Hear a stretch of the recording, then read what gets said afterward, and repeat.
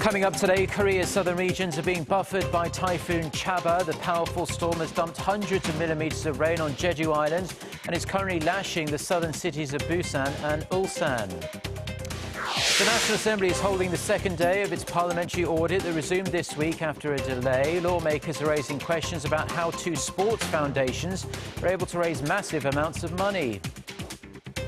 First, a US-based institute releases a fascinating new poll that shows how ordinary North Koreans feel about their government. Stay tuned for these stories and more.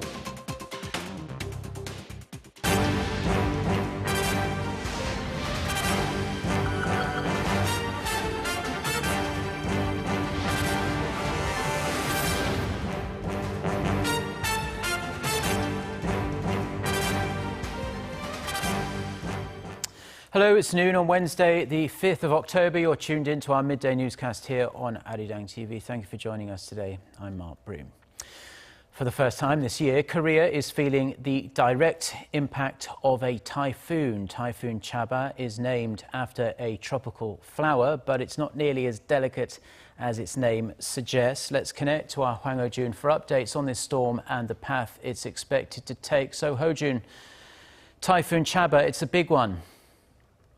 You're absolutely right, Mark.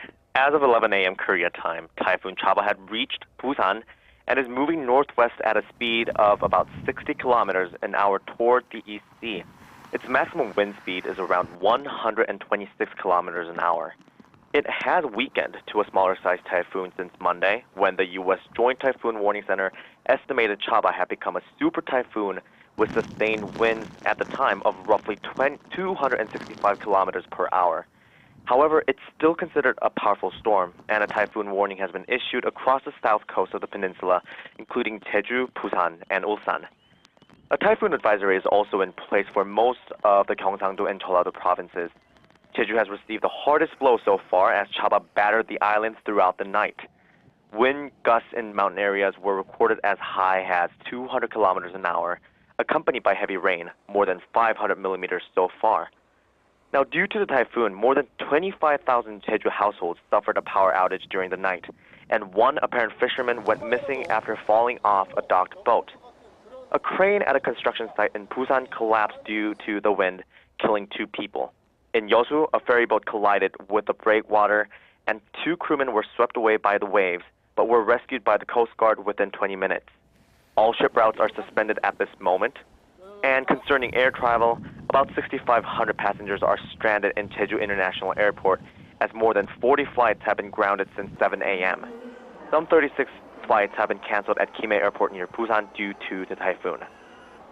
And Ho-jun, it is unusual for Korea to experience such a strong typhoon in October. In fact, this is the first one in 3 years.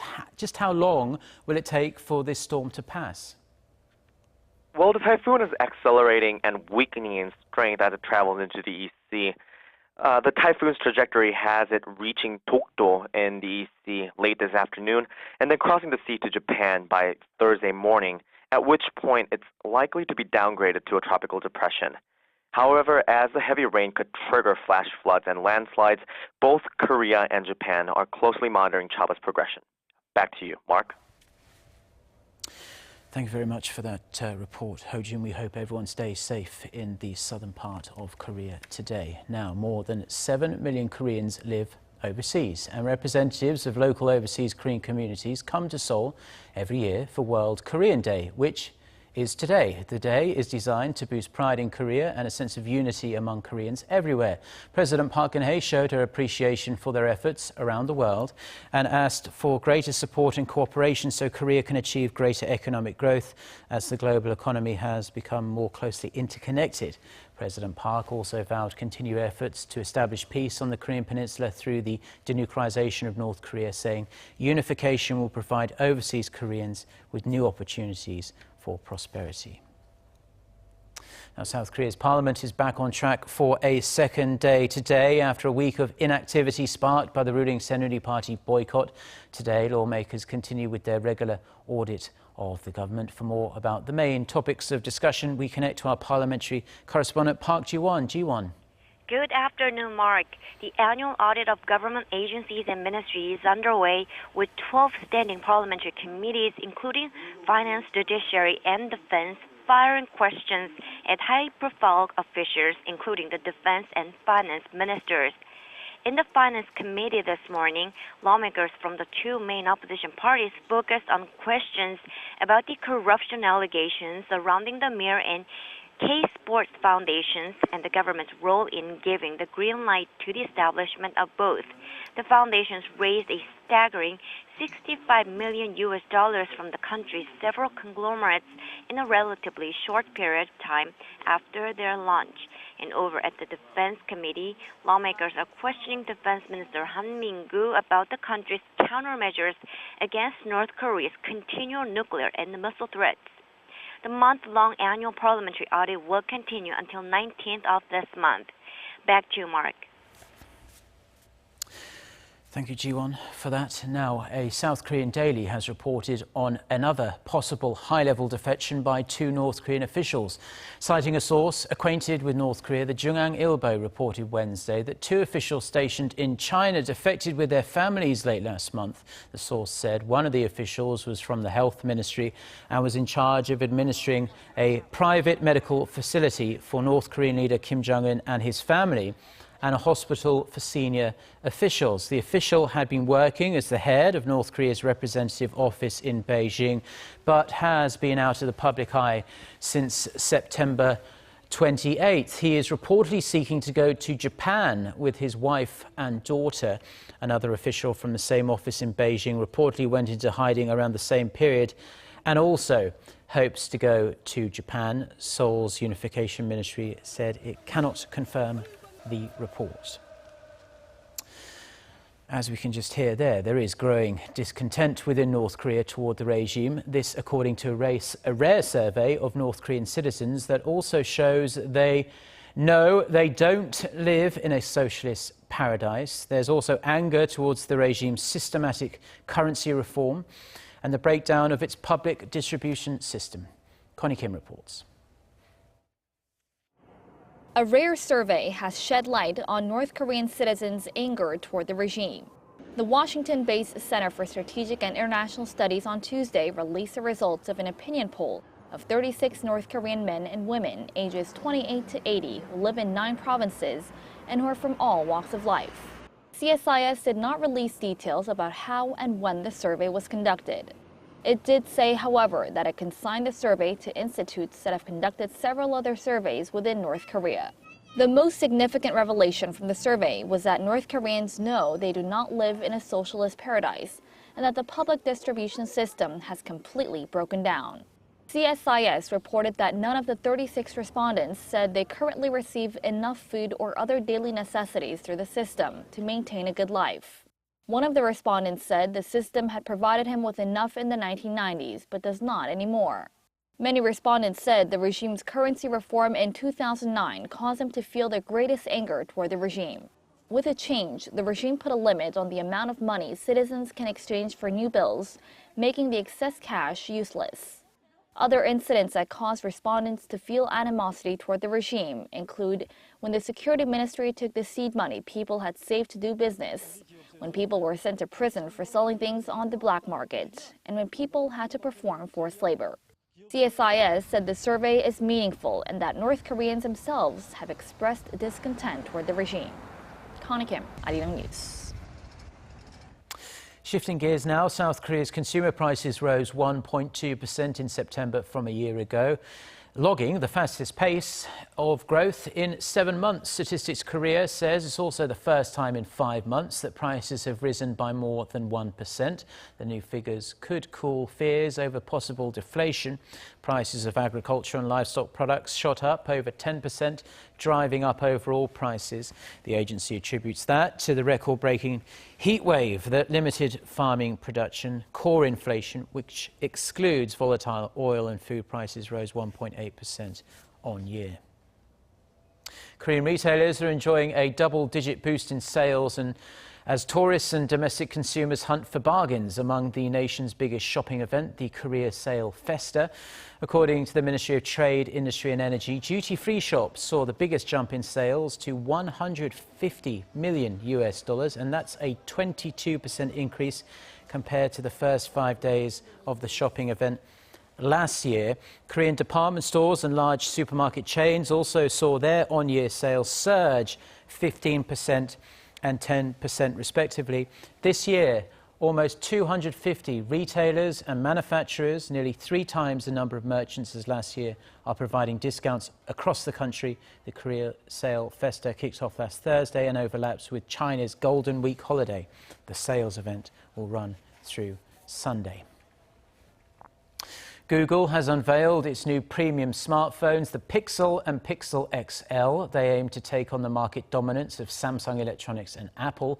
The 5 and 5.5-inch smartphones come with a 12-megapixel camera installed with the latest Android 7.1 Nougat software, and the tech giant has promised unlimited storage of photos and videos via its Google Photos cloud storage. The Pixel phones will also feature a new voice-activated smart assistant service called Google Assistant. It goes on sale from October 20th, but pre-orders are already available in the United States and various other markets. And there's some welcome news for Korea's memory chip manufacturers, as the price of NAND flash memory chips are set to soar by up to 15% this quarter. This is according to market watchers DRAMeXchange, who have attributed the price rise to recent high demand for smartphone manufacturers such as Apple and Huawei, which manufacturers are straining up to keep up with that kind of demand. DRAM memory prices also rose by 7% in September and are expected to keep rising in the final 3 months of this year, to see its biggest increase in 2 years. Now, shares on Wall Street fell on Tuesday as the US dollar hit a 2-month high and investors fretted over Britain's exit from the European Union. The Dow Jones Industrial Average lost nearly 0.5%, the S&P 500 roughly the same, while the tech-heavy Nasdaq edged down 0.2%. The dollar index, which measures the greenback's performance against 6 major currencies, hit its highest level in almost 2 months. The greenback has been on a strong footing from the start of the week and got a boost following comments from Richmond Fed President Jeffrey Lacker, who said there was a strong case for raising rates. Another focus of investors is Brexit. This after British Prime Minister Theresa May said the UK would begin negotiations to leave the EU by March of next year. On that, the pound slumped to a 31-year low. US Secretary of State John Kerry says Washington is still seeking a peaceful resolution to the conflict in Syria, a day after halting bilateral negotiations with Russia. Speaking in Brussels on Tuesday, Kerry made it clear that the US is not giving up on the Syrian people. He accused Moscow of turning a blind eye to the Assad regime's use of chemical weapons, and that includes chlorine gas against rebels and civilians. Now, Kerry's comments come as Russia has deployed a new anti-aircraft and anti-missile system to Syria. Russia's defense ministry says the S-300 battery was deployed to protect a Russian facility in the Syrian port of Tartus and Russian Navy ships off the Mediterranean coast. The move is expected to aggravate Russia's increasingly tense relationship with the United States. The world's first ever legally binding climate deal will soon enter into force as EU member countries have given the green light to ratify the Paris Climate Agreement. Oh Soo-young reports. The Paris Climate Agreement is poised to take effect as soon as next month, after the 28 member countries of the European Union voted Tuesday to ratify the deal as a bloc. Our vote opens the way to ensuring that the whole agreement can achieve the necessary threshold figure so as to come into worldwide implementation.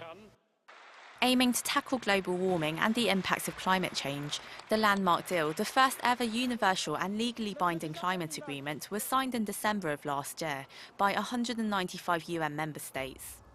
The main goal is to keep the rise of global temperatures to 2 degrees Celsius and reduce it to 1.5 degrees Celsius.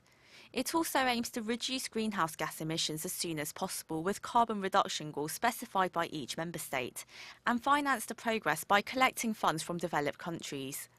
The United States and China, who together account for roughly 40% of global carbon emissions, signed on to the deal early last month. During the UN General Assembly's annual debate in mid-September, more than 30 countries, including Brazil and India, agreed to adopt the agreement upon the urging of Secretary-General Ban Ki-moon. With the EU members each ratifying the agreement, making up 12% of global emissions, the deal will pass the remaining threshold to enter into effect in 30 days, possibly before the annual climate conference takes place on November 17th in Morocco. During the week-long talks, world leaders are expected to discuss the implementation of the Paris Agreement, along with each country's specific goals to reduce emissions. Oh Soo-young, Arirang News.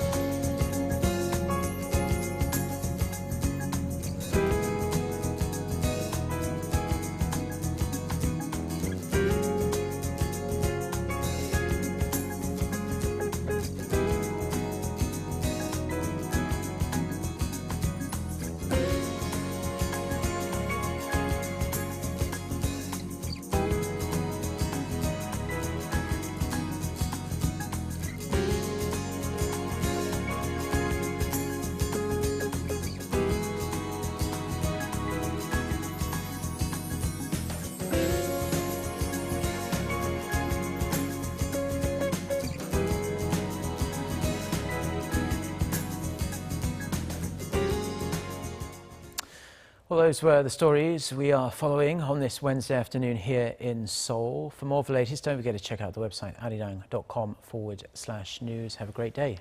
Goodbye.